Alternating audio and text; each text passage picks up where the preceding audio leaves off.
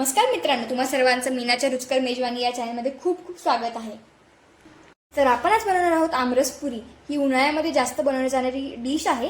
तर आपण आज तीच बघणार आहोत. त्यासाठी मी इथे आजीच्या शेतातले गावरान आंबे घेतलेले आहेत. तुम्ही पाहू शकता गावरान आंबे सुद्धा किती छान आहेत. आपण पहिले रस बनवून घेऊयात. आपल्याला तर सर्वात पहिले आंबे छान धुवून घ्यायचे आहेत. त्यासाठी मी एका टोपल्यात पाणी घेतलेलं आहे. त्यात थोडंसं चिमूटभर मीठ टाकायचं आहे. त्याने आंबे खूप स्वच्छ निघतात. आता छान आपल्याला आंबे धुवून घ्यायचे आहेत मस्त.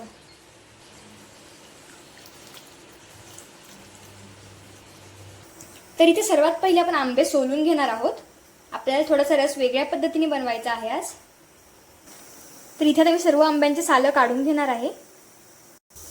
तुम्ही पाहू शकता एकदम पटकन आंबा सोलून होतो. या पद्धतीने आमरस बनला की एकदम लवकर बनतो.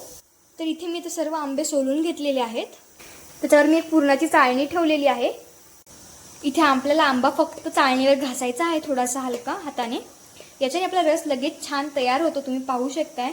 आपल्याला मिक्सरची सुद्धा गरज लागत नाही अशा पद्धतीने रस केल्यावर. इथे तुम्ही पाहू शकता मी पूर्ण रस काढून घेतलेला आहे. इथे एकही गाठ किंवा गुठळी राहिलेली नाहीये. एकदम प्लेन रस खाली आलेला आहे. आता लगेच निघतो 5 मिनिटात. तर अशा पद्धतीने मी सर्व आंब्याचा गर काढून घेणार आहे आता. तर तुम्ही पाहू शकता मी सर्व आंब्याचा गर काढून घेतलेला आहे. किती स्वच्छ आपलं हे निघलेले आहे. कोय बघू शकताय तुम्ही. तुम्ही इथे पाहू शकता किती छान आपला रस आलेला आहे खाली. एकदम प्युअर रस आलेला आहे खाली तुम्ही पाहू शकताय. आता इथे मी सर्व कोई आणि साले घेतलेले आहेत.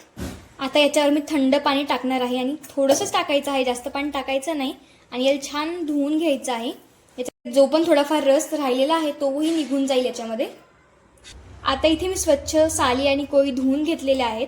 तुम्ही पाहू शकता मी थोडंच पाणी टाकून घेतलं होतं त्याच्यामध्ये. आता मी हे पाणी या चाळणीतून गाळून घेणार आहे. साले धुवून आणि कोई धुवून पाणी टाकलेलं होतं ते थोडंफार पाणी आहे याच्यात.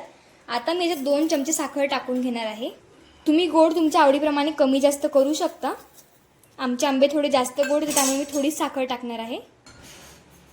तुम्ही गोड तुमच्या आवडीप्रमाणे कमी जास्त करू शकता. रवीने छान मिक्स करून घेणार आहे. तुम्हाला रस किती पातळ हवा तुम्ही त्याप्रमाणे पाणी कमी जास्त करू शकता. तुम्ही ते पाहू शकता मी रवीने छान मिक्स करून घेतलेला आहे. रस किती छान झालेला आहे. रस किती छान पडते तुम्ही पाहू शकता. जास्त पातळही नाही आणि जास्त घट्टही रस ठेवलेला नाहीये मी. पुरीसोबत खाण्यासाठी हा रस एकदम परफेक्ट आहे. पुरीसोबत खाण्यासाठी थोडाफार घट्टच रस असतो. जर तुम्ही पुरणपोळी किंवा चपातीसोबत खाण्यासाठी रस करत असाल तुम्ही थोडा पातळ करू शकता रस. तर पुऱ्या होईपर्यंत मी रस फ्रीजमध्ये ठेवून देणार आहे. तर इथे पुरी घेण्यासाठी मी 2 वाटी गव्हाचं पीठ घेणार आहे.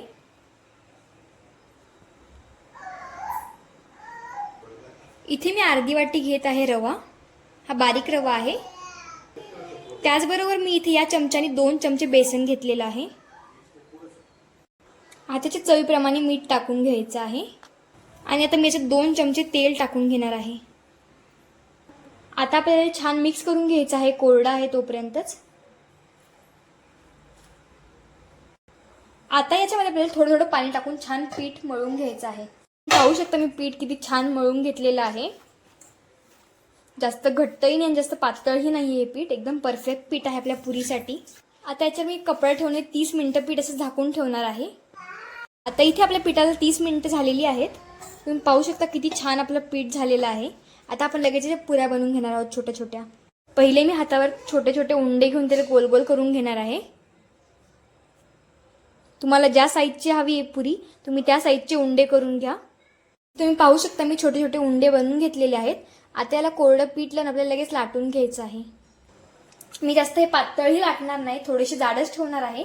पुरी थोडी जाडच असते त्यामुळे मी जाडच ठेवणार आहे. तुम्ही पाहू शकता माझी पुरी किती छान झालेली आहे. जास्त पातळही नाही आणि जास्त जाडही नाही. अशाच पद्धतीने मी सर्व पुऱ्या बनवून घेणार आहे. आता इथे तुम्ही पाहू शकता दुसरी पुरी मी तशीच पद्धतीने लाटून घेतलेली आहे. आता बाकी सर्व पुऱ्या मी तशीच बनवून घेणार आहे. तोपर्यंत मी बाजूला तेल गरम करण्यासाठी ठेवलेलं आहे पुऱ्या तळण्यासाठी. लगेच पाहू शकता मी मस्त पुऱ्या बनवून घेतलेल्या आहेत. छान गरम झालेलं आहे. आता मी एक एक पुरी टाकून छान तळून घेणार आहे. तुम्ही पाहू शकता पुरी किती छान फुलत आहे आपली. आता मी अशाच पद्धतीने सर्व पुऱ्या तळून घेणार आहे. तुम्ही पाहू शकता माझी तेलात टाकल्याच पुरी किती छान फुलत आहे. याचा कलरही जास्त आपल्याला करपू द्यायचा नाही आहे. थोडा हलका गोल्डन ब्राऊन झाला की लगेच पुरी काढून घ्यायची आहे आपल्याला. आता अशाच पद्धतीने मी सर्व पुऱ्या तळून घेणार आहे. तुम्ही पाहू शकता किती छान पुरी फुगलेली आहे, टम्म फुगलेली आहे एकदम पुरी. इथे पाहू शकता आपल्या पुऱ्या किती छान फुगलेल्या आहेत. या पुरीमध्ये जास्त काही तेल वगैरे जास्त पिलेलं नाही या पुरींनी.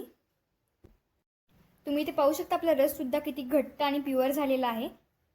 पुरीसोबत खाण्यासाठी हा परफेक्ट रस आहे. मी तुम्हाला पुरीसोबत सुद्धा लावून दाखवते. तुम्ही पाहू शकता आपला रस किती छान पुरीवर बसलेला आहे. जास्त पातळही नाही झाला आणि जास्त घट्टही नाही झालेला आपला रस. त्याचबरोबर याची टेस्ट तर इतकी छान झालेली आहे, काही शब्दात सांगू शकत नाही मी. तर असा आहे आजचा आमचा डिनर मेन्यू. तुम्हाला कशी वाटली ही रेसिपी मला कमेंटमध्ये नक्की सांगा. जर तुम्हाला ही व्हिडिओ आवडली असेल तर व्हिडिओला लाईक करा, शेअर करा आणि चॅनलला सबस्क्राईब करा. तुमच्या सपोर्टची खूप जास्त गरज आहे. तुम्ही नक्की सबस्क्राईब करा चॅनलला. थँक्यू.